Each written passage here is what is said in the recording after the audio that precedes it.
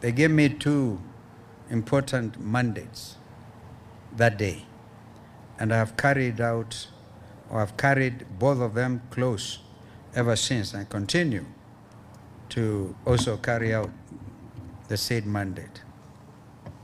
The first was to seek the presidency of the Republic of Kenya in August 2027, and to be precise, election day on the 10th of August 2027. The second, no less weighty, was to expand and renew the leadership of this movement, this party, until it stood as the face of Kenya, broad enough to hold every county, every generation, and every Kenyan was chosen Komboa Kenya over the captured governors. Today, I return to that second mandate. I'm announcing 3 appointments to the leadership of the Wiper Patriotic Front, effective immediately. Number 1, the Honorable Jamleck Irungu Kamau, EGH, becomes chairman of the party. Honorable Kamau is a former cabinet minister for Nairobi Metropolitan Development, a 2-term member of parliament who served as national vice chairman of the Party of National Unity, that's PNU, and principal negotiator for the alliance that once governed this country. Honorable Kamau has spent 30 years building coalitions, balancing budgets, and holding fractious political houses together under pressure. That is precisely the discipline the Wiper Patriotic Front needs as we assemble the united alternative government in waiting, a coalition wide enough to defeat this regime and disciplined enough to govern after it. Secondly, the Honorable Mohamed Ali, CBS, HSC, HSC stands for Head of State Commendation, Member of Parliament for Nyali, becomes our Deputy Party Leader Designate. Long before he sat in Parliament, Mohamed Ali sat behind a camera as Chief Investigations Editor of Jicho Pevu. He did what few dared.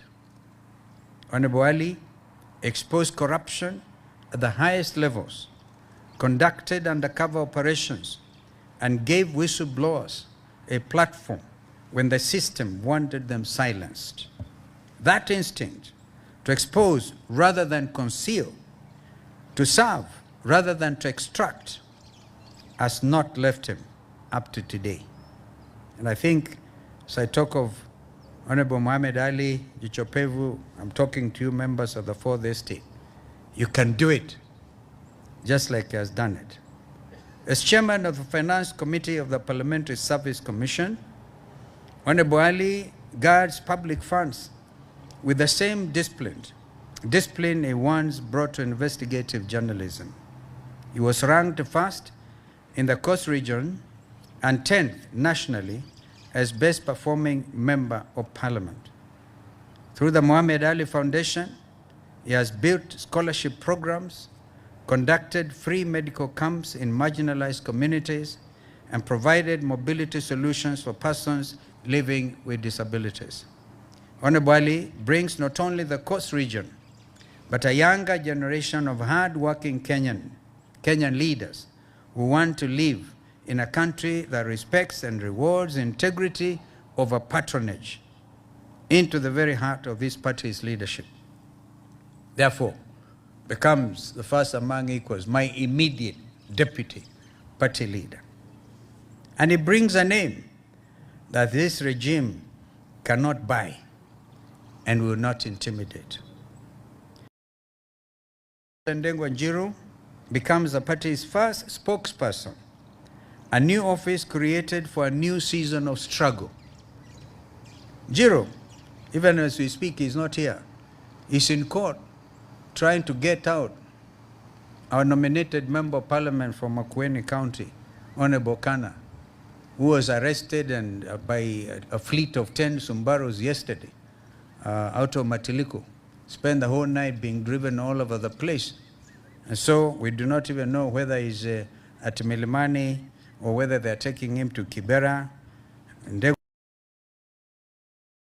doing what he does very well, standing for dignity and justice of every Kenyan. Njiru, as I said, is a constitutional advocate of the High Court, constitutional lawyer, admitted to the bar in 2011, and advocates who has spent his career standing between ordinary citizens and the arbitrary exercise of power. Wakili Ndegwa has stood in the impeachment corridors of this country and stood beside young Kenyans arrested for exercising their constitutionally guaranteed rights. He has stood for members of parliament unlawfully detained. As I said, he's even exactly doing that now. Ndegwa will now stand at the podium of the Wiper Patriotic Front and speak for it with the same vigor he has brought to every courtroom he has entered. In fact, sometimes I end up telling Ndegwa Njiru in court, wait a minute, don't.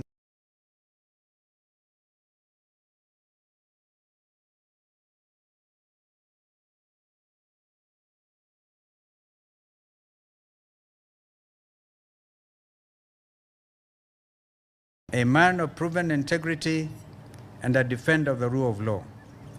Each of them a perfect fit for a party whose only agenda is to kukomboa Kenya, to literally rescue this country. Wazalendo wenzangu, we are not only working hard, we are working smart. And that is why you see these new appointments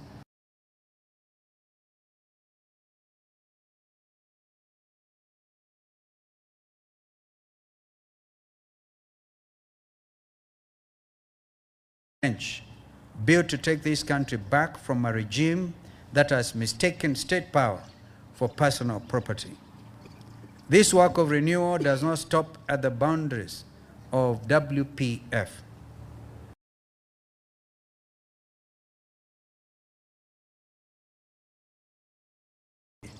August the 4th, here in Nairobi, to press forward consultations that will knit this opposition into one credible front.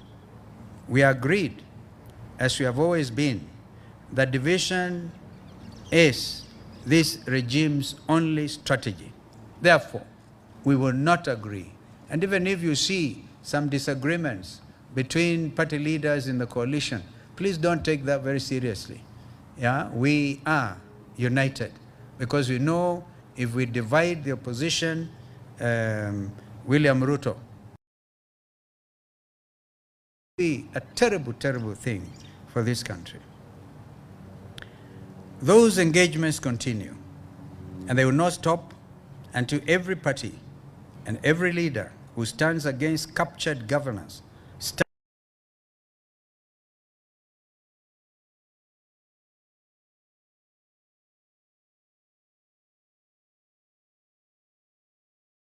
continues to test the patience of Kenyans. And I will not let today pass without addressing what is unfolding before our very own eyes. Number one, the IBC and the duty to hold elections. The chairperson of the Independent Electoral Boundaries Commission, Bwana Erastus Ndung Ethekon, has told Kenyans that the commission cannot hold elections in the current environment. I ask Ethekon plainly, what does the law actually say? The Constitution fixes the date of the 2027 general election. The Elections Act under Section 55B gives the Commission narrow, specific power to defer voting, not the whole election, but particular polling stations, particular wards, or constituencies, not only where there is a real and immediate threat of a breach of peace, a natural disaster, a malpractice so severe that voting cannot proceed fairly. Nowhere does the law hand any chairperson a blank check to threaten an entire nation with postponement because the political temperature makes him uncomfortable. Bwana Ethcon, please, safety belts. If he cannot summon the spine to enforce the law as it is written, he should step aside for someone else. Not need an electoral commission that flinches. It needs one that counts. So here, I need a citation, but I know it. Ambassador Siad served for 10 years as a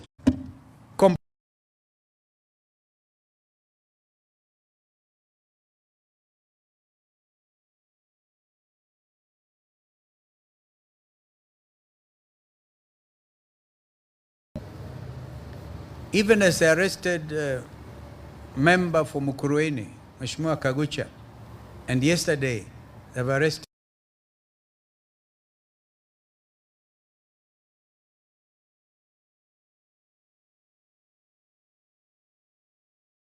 of the law as they see it.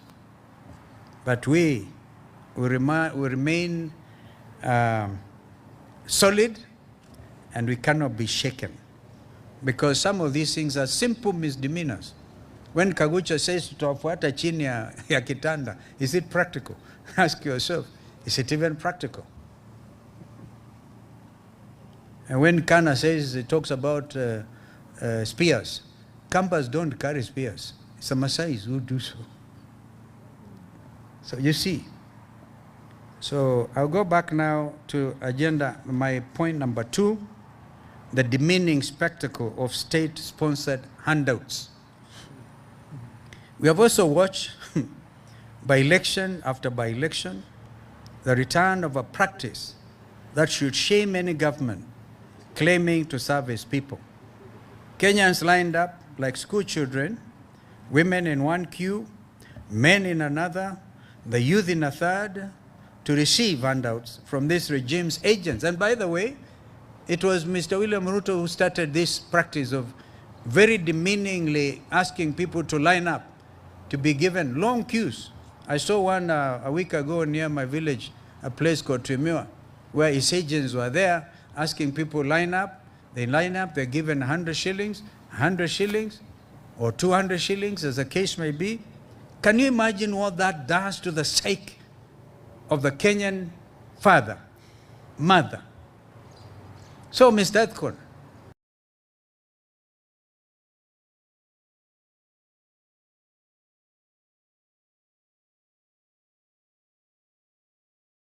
will be bribing people openly.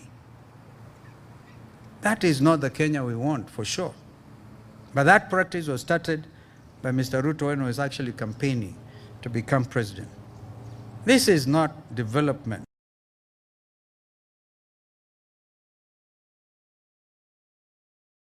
Yesterday, he called 5,000 watchmen. But one thing we must ask ourselves, in addition to whatever little handout he gave them, he also gave them, did you know,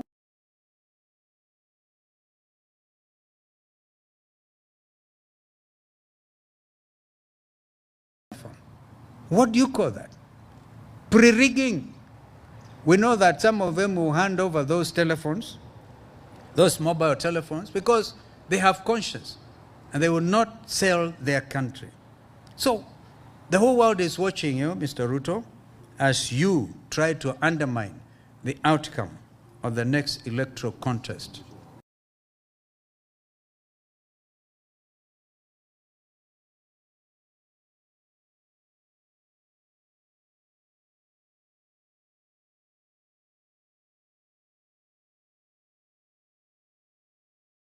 Not a handout line to choose their leaders. Yet, even despite these demeaning acts, the residents of our Kalonzo showed Kenya, the region, and indeed the world, that they will not be intimidated because of handouts and bribery. They showed all of us that one term is not only possible, but actually it is inevitable. The third point I want to make is on Ruto's call to have a conversation about 2060. And as I said in Embu, before you go to 2060, we are in 2027. We have 3 years to Vision 2030 conclusion. There are important milestone projects that President Kibaki, who promulgated this very consultative process. If you talk to President Uhuru Kenyatta, he was then the leader in the opposition. Peter Nyang' was a minister for planning. Mr. Henry Kinyua was a PS Treasury. And after Cabinet passed that resolution to come up with Vision 2030, they had to consult properly with the opposition. The matter was brought before the National Assembly, and President Uhuru Kenyatta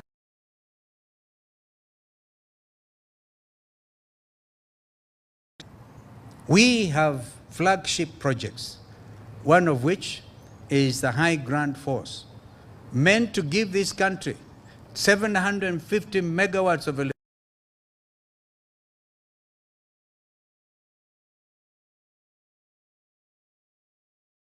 County all the way to Garissa. Now, because of corruption, and I keep on reminding him, President Ruto met with Prime Minister Sunak of the then Prime Minister of the UK in Sharm el-Sheikh, Egypt.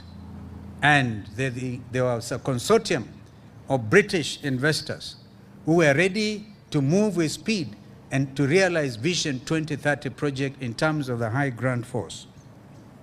But because the overriding consideration in this administration is corruption, they even went ahead and suspended it because Mr. Ruto and his cronies would wish to give it to their preferred investors. If you do that to a known democracy, the United Kingdom, you're actually maligning the very image of yourself and your government. These things don't happen that way. So before you talk about Vision 2060, these are low-lying fruits under Vision 2030, where I myself was an architect. And so, please, spare us the agony and do the right thing. I lost my notes. I have to go back. Okay, yeah, thank you. Okay. Thank you. I thought it was important to elaborate that. So let me be clear about what is coming. The only conversation Kenyans will have that matters is the one they will only have on August 10 next year at the ballot. After that, Kenyans will sit and take stock of where we are. It will still be 3 years to the end of Vision 2030.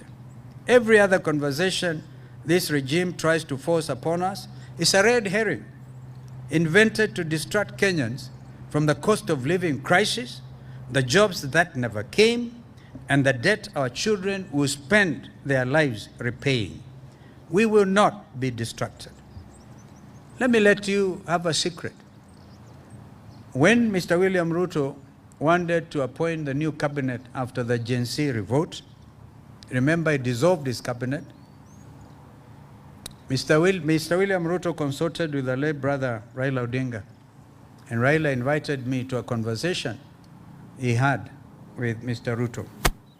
And one of the things that they discussed within my hearing was Raila's clarion call, telling Mr. Ruto, please go ahead and form your half cabinet. We want a national conversation. And as Azimio la Umoja One Kenya, when we are through with that conversation, we will give you the names of our half cabinet. Mr. Ruto did not wait for that to happen. He went ahead and now enticed the famous 4 experts, so-called experts, one by one, against the advice of our late brother Raila Odinga. That is the truth in the country we live in. I think that's what Mr. Ruto is now trying to remember. Oh, Raila wanted a national conversation. That's what he's trying to remember. It is too late. The conversation we all are waiting for is on 10th. Of course, the conversation continues about free, fair, democratic, credible election. We will not, as I said, be distracted. Mr. Ruto has heard us very clearly from this podium, from WPF headquarters. One term. One term. One term. One term. One term. You don't even deserve it, but we give it to you. One term. One term. Thank you, and God bless, and Komboa Kenya. Thank you so much. If you have any questions, I think it's only fair I can take them. I think that I can say one thing. We start with Buster Seat. Say one or two things. Accepted. Oh, he's here. Buster Seat. Buster Seat, one comment. You know you spoke there, but just let the media see your face. You may have hata utatoa hiyo kofia kidogo wakuone. Thank you very much. Na tunakuambia Ijumaa Mubarak. Good Friday, by the way. Yeah. My name is Ambassador Siat Osman Ibrahim. I'm former mayor, former ambassador, former county secretary. I'm happy to be here. Party leader, thank you for appointing me. One term. One term. The North is one term. One term. Munanisikia? Kwa sababu mnaweza kuangalia watu wachache wanarukaruka kwa sababu wamepewa vio. Ama namna gani? Lakini ground iko one term. Ya pili, sisi ni jirani ya Kalonzo Musyoka kwa miaka mingi sana. Na tangu dunia tangu Mungu aumbe dunia. Na ni ya kwamba we have followed his record of performance when he was in government from 1985. He is the most significant, serious leader alive in this country. And therefore, we want to bestow our trust on him and ensure that he becomes the 6th president of the Republic of Kenya. Thank you. Thank you very much. Inshallah. Chairman Kamau. Thank you. Thank you. Jamleck Kamau. Thank you. Thank you very much, Your Excellency. My name is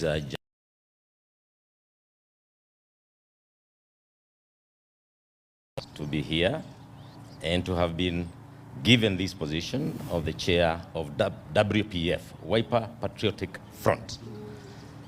And this is a party that will produce the 6th president of the Republic of Kenya. So you can imagine the happiness in my heart that I will be serving as the chairman of the party that is producing the 6th president of the Republic of Kenya. Our work is well cut out. Starting immediately, we will be moving literally to almost all the counties that we have in this country. We are going to ensure that Wiper Patriotic Front is in all wards, in all constituencies, and in all counties of the Republic of Kenya. I am confident that we will get many, many members of parliament, we will get many governors, senators, and very many MCAs. When you see us here, no sasa kazi inaanza. Na kazi ikianza ni kuenda bila kusimama. Your Excellency, I must thank you. I am extremely happy, and you can count on my support anytime, and for those people who believe in us. Thank you very much. God bless. Now, Brother Jicho Pevu. Thank you very much, Your Excellency. I wasn't prepared to say anything today, but I want to send a strong message to our opponent. And we want to tell them that the message now is clear. Let the game begin. Yeah. We are ready to liberate this country. Asante sana. Super. Any questions? Yes, ma'am.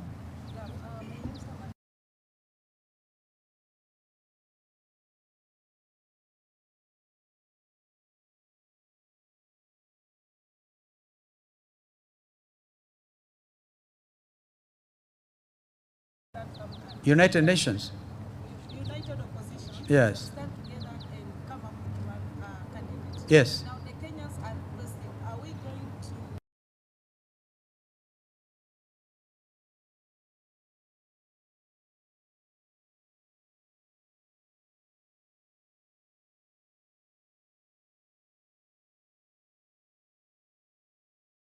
Mr. Ruto has. So we cannot give it to him.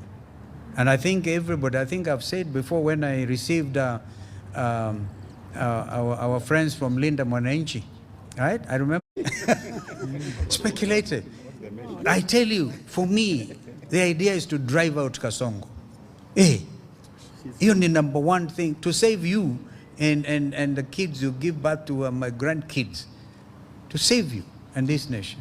She's confirming you are the most popular. No, that's okay. Thank you for that confirmation, Madam. Yes, sir. Yes, sir. Sorry, we can hardly hear you. Somebody, microphone? Or come nearer. Sauti kidogo. Ngunjiri. Swali la kwanza nitafuatiliza yule ambaye ameulizwa hapa. Kumekuwa na migogoro baina ya aliyekuwa naibu wa rais Rigathi Gachagua na vile gavana aliyekuwepo pale Meru Itabu. Sijui kwa maoni yako huu mgogoro unafaa kutafutiwa suluhisho ya aina gani? Tayari tuko na suluhisho. Nimesikia Rigiji mwenyewe akisema, you know, he's a political scientist. He said ameuliza JB Muturi aunge coalition moja from the mountain even ambayo inaitwa Mavisi Coalition. What does that tell you? First of all, Rigiji has no problem with the existence of other political parties. And that was the main thing. Yeah, so I don't think there's anything to be expected of. This is it. And as I said, when you are building coalitions, my friend, it sometimes becomes very delicate. But I'm sure we are all united. Thank you, sir. Ya pili? Ya pili ni kwamba leo koti limepeana uamuzi kwamba Naam. uchaguzi ulikuwa unafaa kufanyika Jumanne ijayo. Ndio. Tumebaki na siku ngapi? Ule uamuzi kule Malindi. Tupe maoni yako. Niliona kitu kama hicho kwa mitandao. You mean it's a real ruling? Yes. Then we are in a crisis, my friend. We have only 3 days to carry out an election. There's such a thing in law as making a ruling that is enforceable. This is not enforceable. And I'm sure that even the IBC themselves will deal with that. Lakini sione vile uamuzi huo unaweza kufanyika between now and next Tuesday. Wewe unawezaje bwana? Printing papers, getting all these political parties together, candidates to do whatever. It is just impracticable. Haiwezekani. Kusema kweli, hiyo haiwezekani. Uamuzi huo ukae hivyo. If anything, I don't know, maybe somebody should make an appeal to set the record straight on grounds of inability to enforce that judgment. Naam. Sasa hawa ni wananchi wa Kenya. Unajua sisi I'm so happy to be a Kenyan because we are free. It's in the constitution. Second Tuesday, right? Second Tuesday in the month of August in an election year after 5 years. Kwa hivyo ni calculation issue. Sijui judge wa mahakama, you know, I'm an officer of the court, so I cannot openly disagree with that. But I can tell you, simply on the as senior counsel, it is not enforceable in law. So that is a ruling that whose time wakati wake umepita. Yes, ma'am. Sheila, I know you. I know you are related to my brother Tuju. Confidential? Yeah, we went to remove Tuju from the police station with you. Yes. Oh, I'm now told the ruling has been suspended by who? By court. By the same judge. By the same judge. Kwa hivyo bwana umepata habari kamili ya sasa hivi. Sawa.